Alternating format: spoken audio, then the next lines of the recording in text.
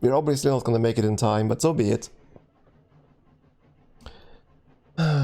I think the Chittagong thing was what really burned us. If I hadn't gone through there, we might have made it. But we didn't have the money, I think.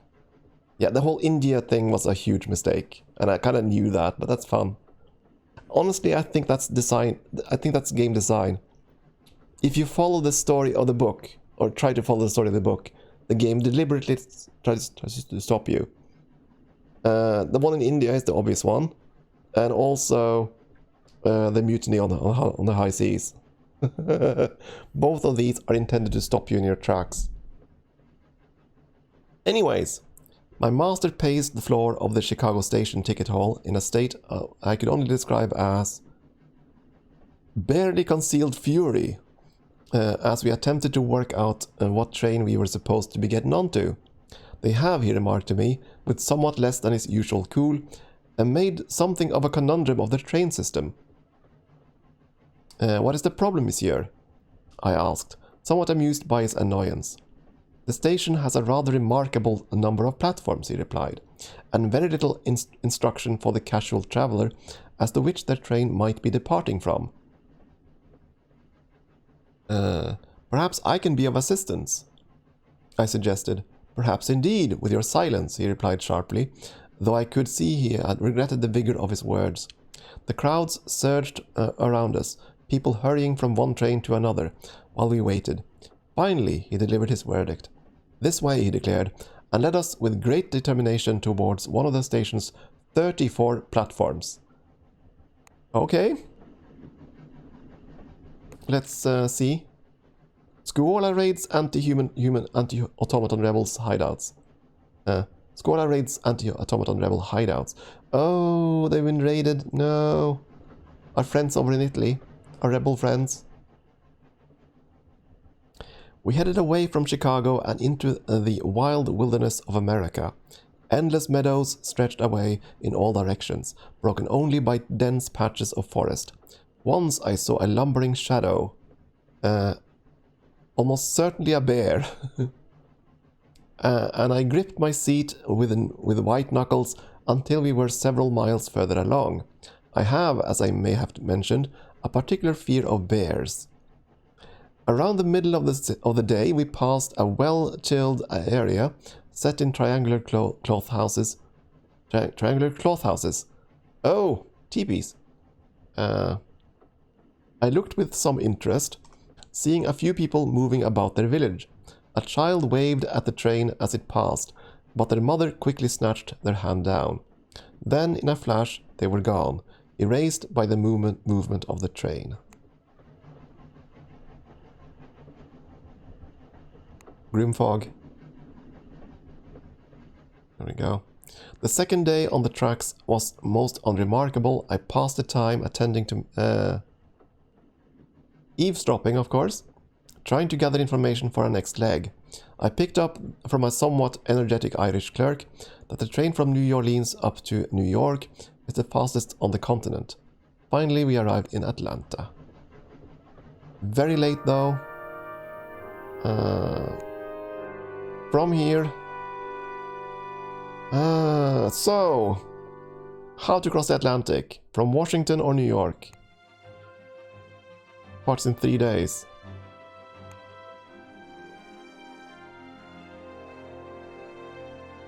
Where do we go? Do we go to Washington or New York? What do you say, chat? Either way, it's gonna take some time.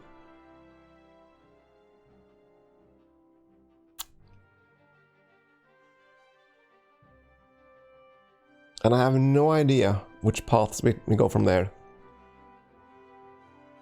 You think New York gaming bread? Despite the fact that they had talked about riots? We were informed by that other lady that they had the draft riots.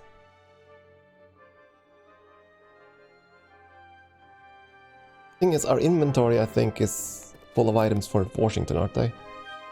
That's here, and available here in New York.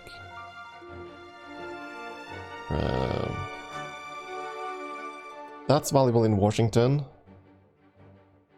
I didn't sell the wax cylinder in Chicago. No! I didn't sell the buffalo hide in Chicago. We have to go to Washington, I'm afraid. Yeah, so many of my things are valuable in Washington. We have no choice. Because we're running out of money. Ah, dang it. Anyways, let's find a hotel. Atlanta, at the heart of Georgia, is a busy city with construction at every corner. Americans, it seems, do everything by hand. And there were no signs of automata or even steam-powered lifters. Instead, work gangs with pulleys and ropes lifted log beams and stone into the place. Still, the mood of people was positive enough. We may not be much to look at today, mister, declared Stanley Goodman, owner of Goodman's and Goodman's, a curious hardware store, bakery and bookshop in which I stopped to buy something for lunch.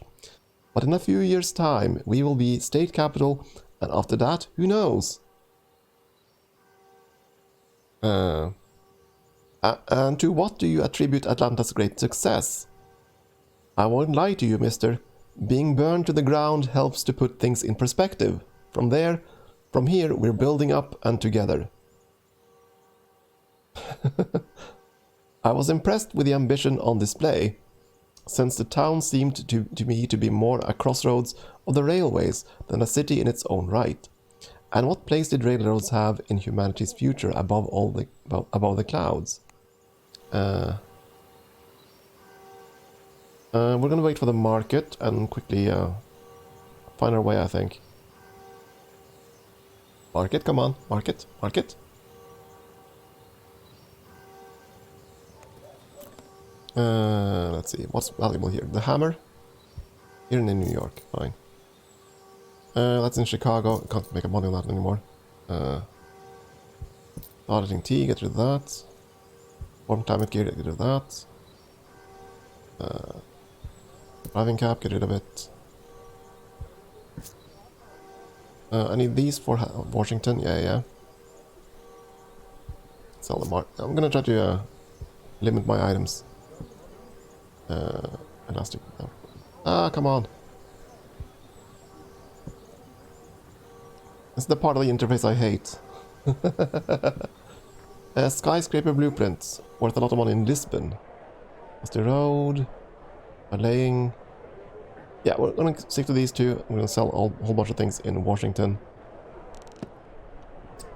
Plan. Negotiate. Tomorrow at 9 AM. That's the best I can do. Yeah, we're out of time. Oh well.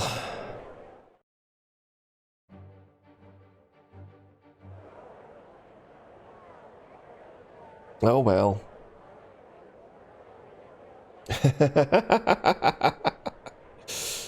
Fair enough, TARDIS. I mean, we'll see what happens. I mean, we are not going to make it in time, but so be it. I took a few hours to explore learning possibilities for how we might go forth. And we're going to go to Washington in the morning, right? Yes, tomorrow at 9 AM. So let's sleep.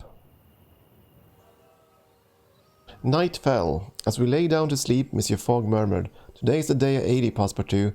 We have failed." "Do not lose heart," I advised him. "Indeed not," he agreed.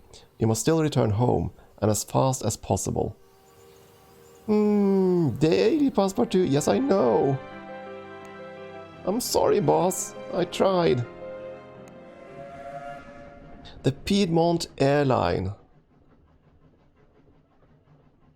I wonder if this is the part where... Oh, we'll see. We boarded a fast new train called the Piedmont Airline for the trip to Washington. The countryside rolled past, like an England built on a massive scale. Where trees grew, they formed forests, and where fields stretched, they seemed to carpet the whole world. To European eyes, it was curiously underdeveloped. A rather primitive outpost of the British Empire that was only just finding its feet as a nation. I could not help but feel sympathetic Perhaps one day America would rise to some form of greatness, but for the moment it was clearly a land for farmers.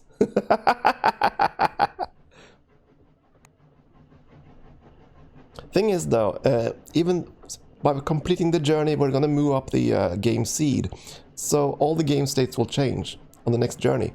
So we'll have new things and new opportunities. Let's talk to, there we go, Monsieur de Garde, talk about Washington. To Ponta Delgada. Ooh, we have a trip. Do you play football? No. Washington to... I'll talk about New York anyways. New York to... nowhere. Dallas? Caracas? Give him some biscuits.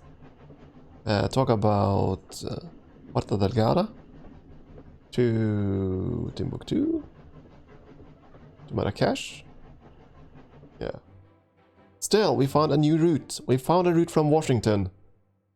And that Puerto Delgada is the Azores, right? Yeah, there we go. So now we have a path home. We have a way home. The train was as fast as advertised, and we arrived in Washington in short order and without incident.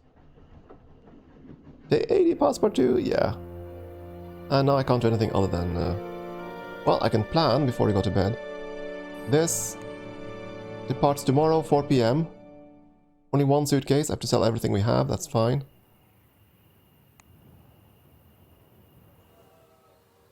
People were somewhat wary of Monsieur Fogg as we roamed the streets of Washington. Several buildings had not yet been rebuilt since the burning of the city by the English forces in 1812. It seemed an overprotective reaction. Not only was that particular skirmish 60 years past, Monsieur Fogg was clearly not a military type. Still, not everyone was cold. A few people were out to make a quick buck. As seems to be typical for the treatment of tourists worldwide. "Do you want the full tour, gentlemen?" asked Hank Hinbury, a man with smooth dark skin and a fine leather jacket, who strolled up to us as though the sight of an English gentleman and his battered valet were par to his normal fare. "We are looking to leave as fast as possible." "Leave? Well, where to now?" he smiled. "You haven't seen what this place has to offer." "And what does this place have to offer?" "Everything," he replied, spreading his hands wide. Hank leant in closer. "Tell me now," he purred. What's your poison?" Transportation." I replied steadfastly. "We need the fastest way to London." "Left the gas on, did you?" he joked. "The fastest way I know is the airship from New York, but there's also the route via Ponta Delgada." Is that airship fast?" "How the hell would I know?" he shot back. "Now, do you want to see what the city has to offer, or are you just wasting my time?" "Well, what do you have?" "Well, you're French, so I imagine you're used to le vin," he said, smiling. But we here make bourbon, and it's the best drink known to mankind." I looked to my master, who seemed indifferent. I shook my head. "Ack, you fellows are no hope," Hank replied, then took his leave abruptly. "A narrow shave, I suspect," Monsieur Fogg confided, as we stepped away. How unlike him to have an opinion. I think perhaps Monsieur Fogg dislikes Americans as much as they dislike him. So there is a route from New York all the way to London. Oh, well, that's fine then. So we can spend some time going to... So what do you say? Do we go... Oh, we need the markets first. I need money. Come on, open. Buffalo hide. That wasn't valuable.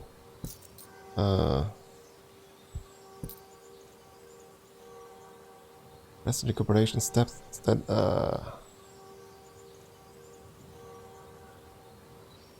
Valuable here in New York, so sell that.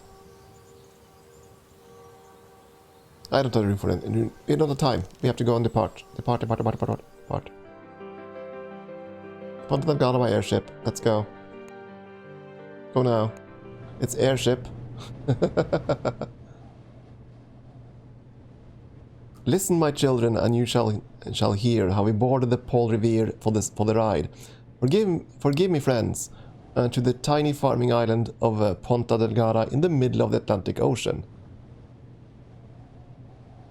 I stopped the navigator to ask why such a large ship went there. And he nodded sagely. Refueling, came the reply, and it's a lovely place with it. A fair answer we would not want to fall from the sky. A fair answer we would not want to fall from the sky. Why do we keep getting trapped on airships with lunatics? I don't know. Seems to be on par for course. Famed lunatic Phileas Fogg loses bet. No! It occurs to me, my master remarked, as idly as one could imagine, that we are aboard a long-distance airship which is not bound for London. I saw the direction of his remark and nodded. I will see to it, monsieur. Very good, he replied, returning his attention to his cravat. I found my way to the bridge to discuss the matter with my friend the navigator. You want us to go faster, the navigator said. Is that it? Or go to London? The navigator shook his head. But what about fuel? Ponta Delgada is where we refuel. I told you that. You must carry spare. The navigator stared at me. We're a boat with 150 souls aboard, and you want to risk us all?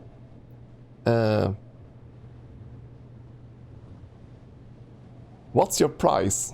I asked, taking out my wallet. Damn it all, the navigator swore, and turned to one of his fellows. They had a quick discussion, with waved hands and scribbled calculations. Finally, he turned back to me. If we burn everything we got, 2,000 pounds worth of fuel, we might make it. Might! And if we don't, I'm afraid we fall out of the sky somewhere over the Atlantic and hope the French Coast Guard have got their eyes open. Of course, we don't have that much money, unfortunately. I don't have that much. The navigator breathed a long sigh of relief. Well, I'm glad to hear it, if I'm honest. So I retired to the observation deck and contemplated the sea far below. So you had a chance there, I suppose, to shortcut the journey slightly. Monsieur Fogg was, I think, somewhat disappointed when the airship continued to cruise eastwards and finally lowered from the clouds onto the tiny island of Ponta Delgada. I was rather happier to be on dry land and in one piece. Yeah, he didn't like that. Fogg didn't like that. No departures today. I don't need my railway whistles or the caps or anything. At this point, I just need enough money to return home.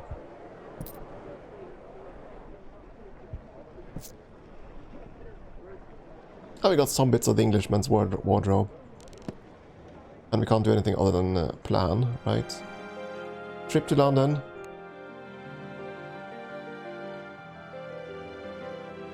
$6 days. For £5,400. Oof! Okay, so we can't do that. Well then, so much for travelling on that route. £5,400. And now I can't even explore anymore. I should not have sold everything. We're not going to go into the deserts, I hope. We'll pass the night here. Ponta Delgada was the largest settlement on the volcanic island of São Miguel in the Azores. Delicate pewter automata harvested fruit from the abundant orangeries, watched over by Portuguese gentlemen farmers in pristine white villas.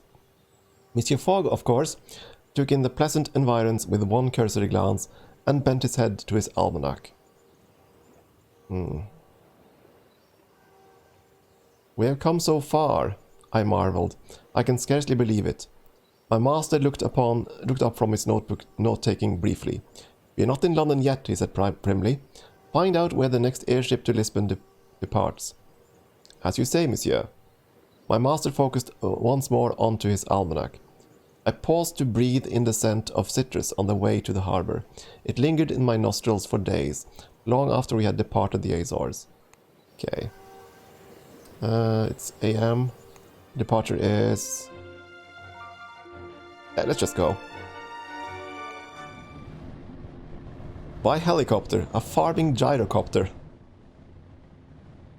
We were given a gyrocopter ride to Lisbon by one of the local gentleman farmers. Monsieur Coutinho grew oranges and corn, but my real passion, senors, is poetry. Okay, good for him. It's groom fog. He feels well cared for, that's good. "Did you know," remarked Monsieur le Pilot, "that Antero de Quintal was born in Ponta Delgada, only 2 streets from my own birthplace?" "I know very little of Portuguese poetry," I admitted. Monsieur Coutinho nodded sagely. "Of course, you consider the French tradition superior. Let me see. I suppose you prefer Baudelaire over Rimbaud, am I right?" I thought for a moment. Actually, I'm a devotee of Swinburne. I closed my eyes. Fruits fail and love dies and time ranges. Thou art fed with perpetual breath, and alive after infinite changes, and fresh from the kisses of death, of languors rekindled and rallied, of barren delights and unclean, things monstrous and fruitless, a pallid and poisonous queen. Monsieur Coutinho wrinkled his nose. Lush, to be sure, but not quite to my taste. The gyrocopter began to bank, and as I saw the coastline on the horizon, Lisbon rose up along a gentle hill, a city of gaslit, whitewashed buildings, church spires, and snaking tramways set on the Iberian Peninsula. Well, at least we got back to Europe. Anything in the market? Trains, a sailor's cap, galoshes. I might have to go by sea, so sure, let's buy those bits. And explore. Find our way out of here. From Lisbon to... Oh, there we go. In Lisbon, we sat down to lunch at a charming little restaurant with views across the Iberian coastline. The maitre d'hotel came over to our table as the waiter brought our aperitifs. "Senors," he cried, wringing his hands, "I have a great favor to ask." "I'm sure we can accommodate you," I replied placatingly, for the man was clearly at his wit's end. "My foolish brother, what a trial he is to our dear mother, has made a grave error, and we have 2 guests without a table." The maitre d' looked anguished. "Could he possibly impose upon you, senors, and add 2 to your number?" I regarded Monsieur Fogg for his opinion, and he cleared his throat. "Well then, we shall be glad to oblige," he said. The maitre d' ushered a top-hatted English gentleman and his dapper Prussian valet to our table. Uh-oh, a Prussian valet. We were strange mirrors of each other, though Monsieur Fogg and I clearly comprised the superior, more handsome image. Our masters greeted each other and made the particular sort of upper-class small talk which forms a gentle background murmur to a servant's ears. Meanwhile, the Prussian valet introduced himself as Diederich and gave a hearty sniff as our appetizers were served. "I hope the food is up to Herr Montgomery's standards," he remarked. "Herr Montgomery is very particular."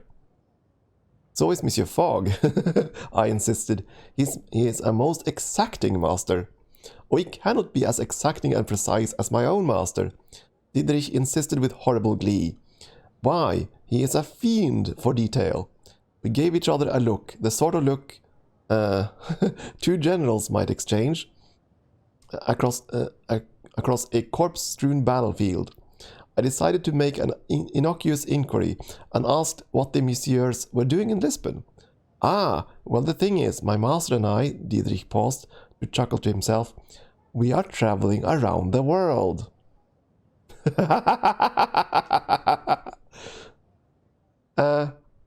Around the world, I repeated, aghast. You mean to say you are...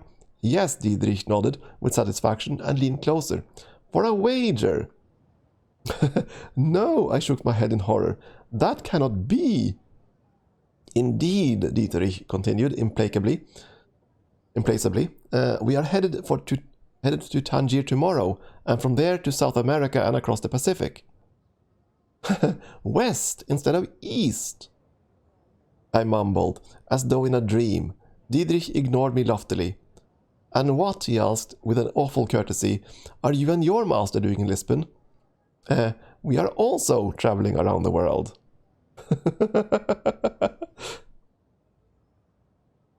I told him churlishly, and could not resist adding, my master and I went the sensible way, and are nearly back to London.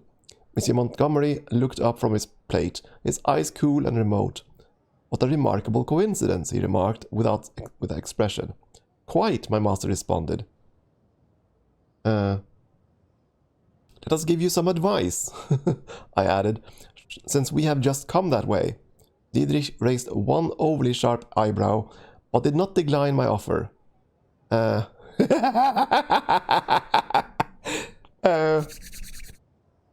Shall we be jerks? So Chittagong was where we messed up completely, right?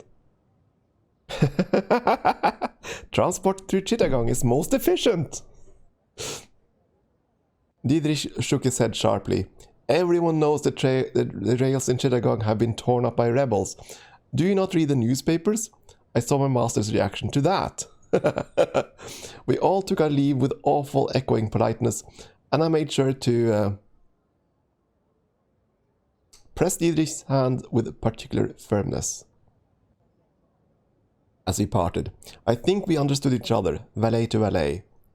You seem discomfited, Passepartout, my master remarked, with the barest hint of a smile.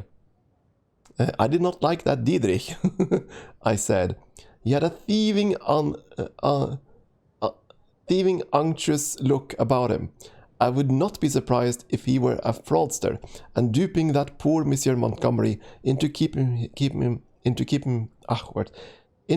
him as a valet. I crossed my arms. What sort of name is Dietrich anyway? Passepartout, Monsieur Fogg said, with a small sigh in his voice. You are a man of remarkable depths. And apparently he didn't like that. We haven't gotten kidnapped yet, have we? Well, not recently. We haven't gotten kidnapped recently, TARDIS. It's going fine.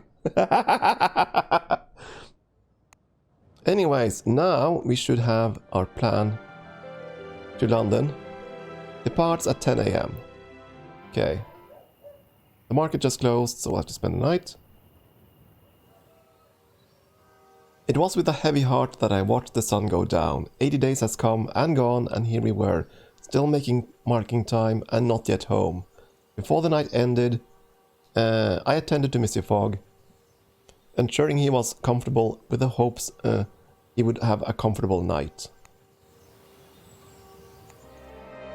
There we go.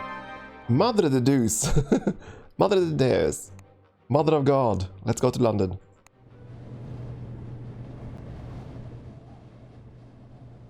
We left Lisbon aboard the Madre de Deus, an old Torres Coedo airship with a belly full of Algarve oranges and early season cherries. But even such juiciness could not turn my eyes from the prize. Barring storms, side winds, pirates, fires, explosions, escaped criminals, or any other such, London was now finally within our reach. Grim Fogg. At the very least we can make him comfortable. Monsieur Fogg looked out of the observation deck windows with perfect calm, though the wager was lost and he was no doubt ruined. I watched him closely for fear he might do something drastic.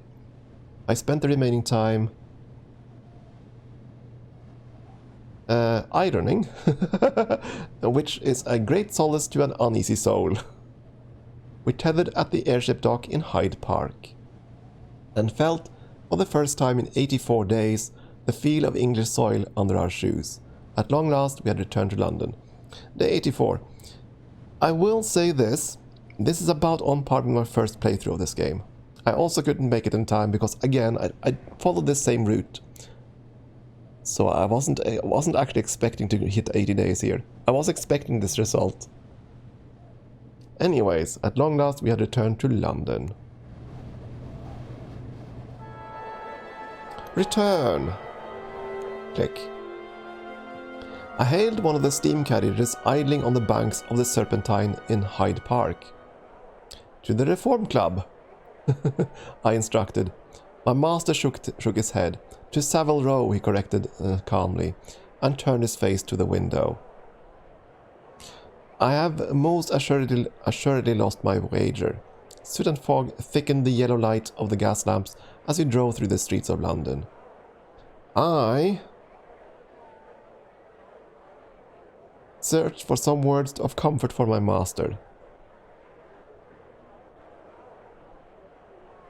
Yeah, fair enough, TARDIS. We didn't do this for the entertainment, obviously. By the way, I would consult you more about travel choices. The problem is that the clock doesn't stop, you know, when you are in the city. So it's kind of difficult to do that. Anyway, yeah, I searched for some words of comfort for my master, but found nothing but platitudes forming themselves on my tongue. I swallowed them down. We had lost the wager, and by only a handful of days. One fewer delay, one speedier journey, and he might well have returned to London in glorious triumph rather than ignominy. My master entered his domicile with his habitual tranquillity, though he instructed me to leave the windows shut up, so that his neighbours would not mark his return.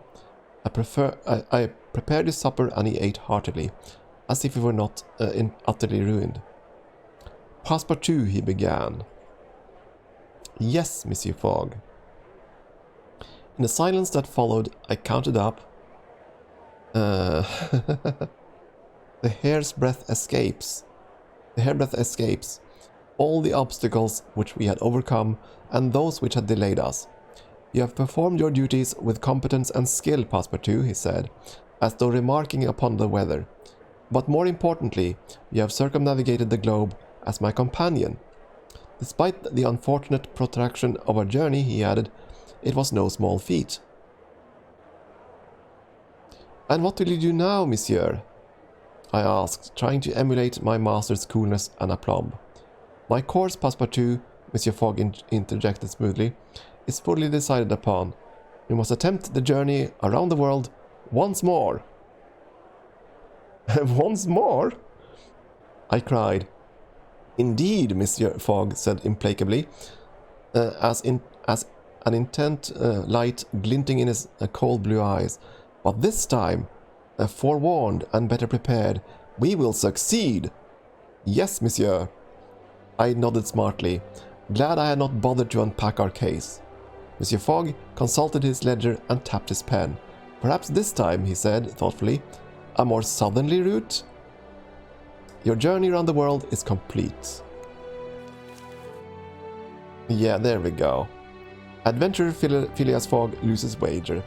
Fogg blames Indian rebels destroying train line in Chittagong, nights of rough sleeping, and captured by Kali cultists for 84-day journey. Yeah, he's not wrong. That were the points where we really got delayed. Oh well. And now we get to see this. We have visited 27 of the 100 and something cities, mostly on steamships.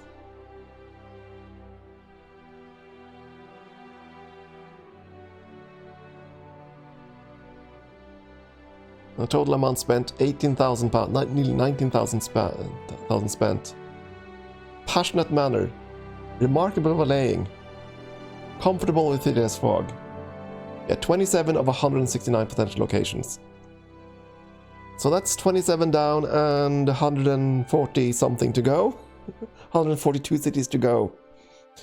Which is my point about this game. There's quite a lot of real playability.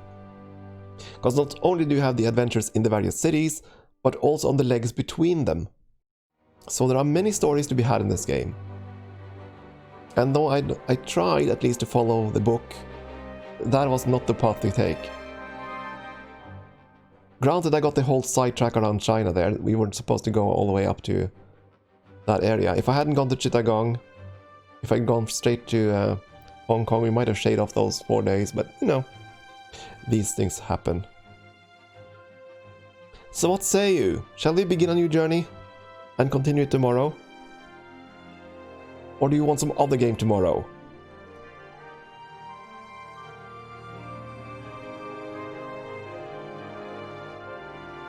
What do you think we should do? Do you feel like one more journey around the world?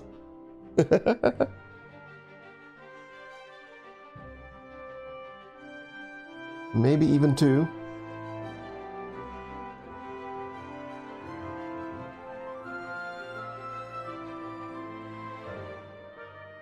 Or should we just start afresh tomorrow instead? Because we are closing in on the stream. We are about 20 minutes away from our usual end time. I don't know. You tell me, guys. Because I'm fairly certain we're going to get a new seed, right? Let's see, continue. That brings us to the main map. Just want to make sure that we have a new setting. Chapter 3. Yeah, we have a completely new setting. Oh, we have seed number 3. Oh. That could be kind of fun, actually.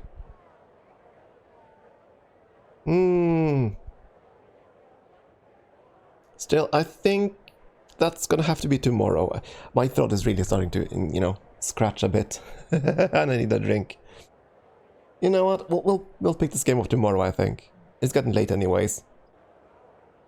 But yeah, we will start a new trip tomorrow. Yeah, TARDIS, I mean, you don't want to miss the story, right? So just show up tomorrow at the start of the stream and you'll have the whole story again. We'll travel somewhere different then. I don't know where. It will depend on what items we have.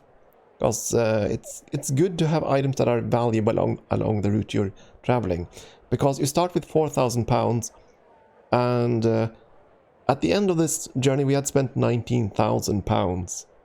So yeah, that is actually what determines your journey more than anything else.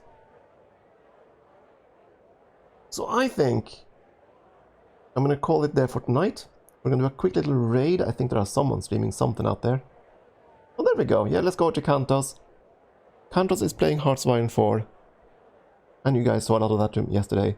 If you want to see some Hearts of Iron 4 to round off the evening, join us as we head over to Kantos. Anyways, we're going to pick this game up tomorrow, I think. We'll do one more journey around the world, I think. And see how that goes. But that'll be tomorrow. Thank you all for watching. I hope you enjoyed this. And yeah, let's see if we have better luck tomorrow. Off to Kantos we go. Have a good night, folks.